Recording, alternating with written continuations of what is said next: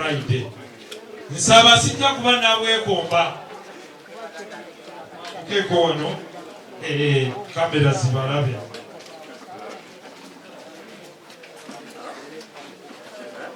Nsaba pe Conrad ono. Buli omwamu w'omuzinda alabe yanjulire kye nabagambye nti Kato mumumanyi. Naye abali wano nga babadde babamanyi bano muli bato. Mujjukira gwe yaweekanga yali mulandanisiwako yali muki biduku gwe yaweekanga yono Conrad n'atambula naye n'ayita mu kibuga. Kakati nsaba mweyanjule era twebaze n'abantu bano abali wano. Ate twebaza ndowooza mukimanyi nga tetwesimba ku bantu. Kale mweyanjule. Abaana banze Abaana Lubwama era nze omwana ow'okusatu ate omusomereza asooka owa Kato Lubwama obugalo Saawe. Tetulina mu biro bingi bingi nnyo because just with the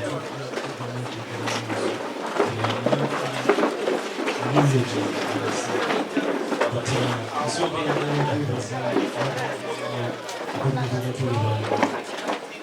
Mr. Muhammad so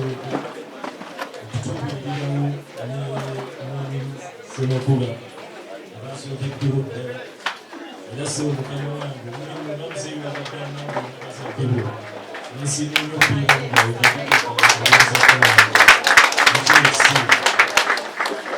era nyongera okwebaza Okungeja Mariam ndabiri mwana wange taata wange John Segawa mwana Abin Chibi Jeno Salim Salim Haji basajja balaba abantu bangi nenyegako manguko bwabwe namwe mwenna abali wano mwanyongera okubebabiza ddala byoeryadde yange yasobolera. Ladies and gentlemen,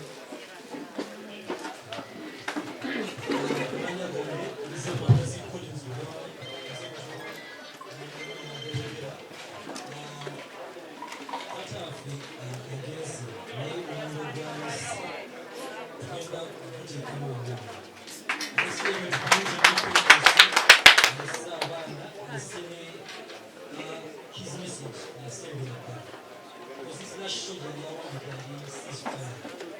and he's talking about how the society will become, should I say, violent. There are so many shootings, so many. His last message to the world coming now. Listen, ceasefire. So get out of the message here.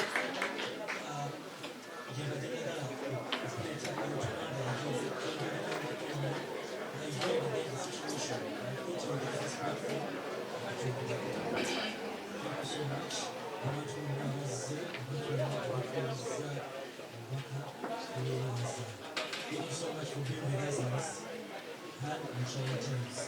Today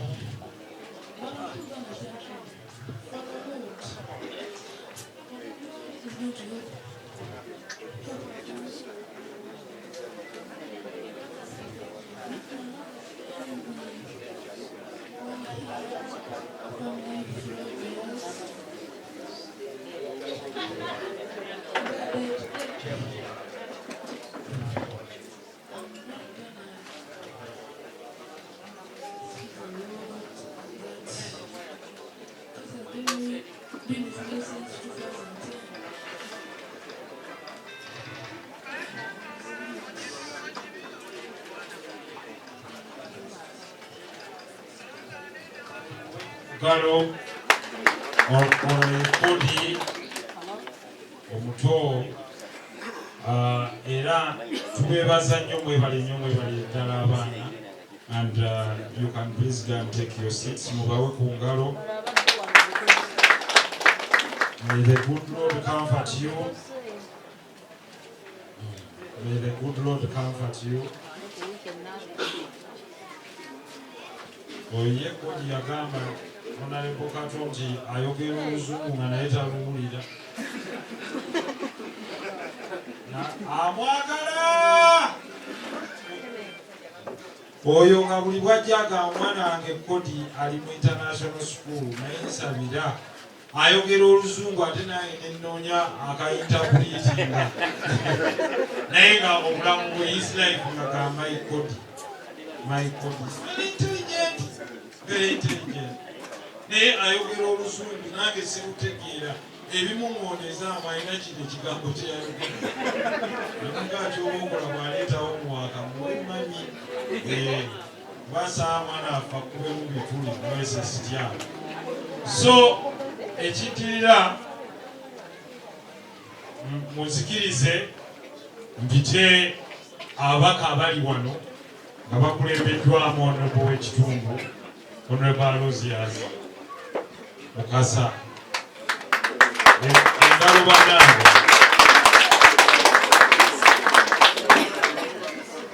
Honorable abali wano Honorable Mukasa bw'anaayita ng'alikwasa ddako. Bw'anaamala Honorable Kasiba ntetyamu ssebo mukamwa.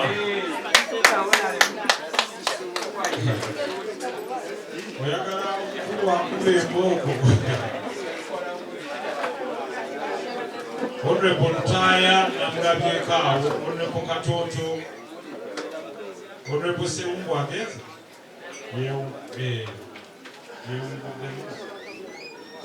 kale kanka bakwase nembeera ssebo ddala kansooke wano bano basooke omukulu awuzike nannyini Anything Media.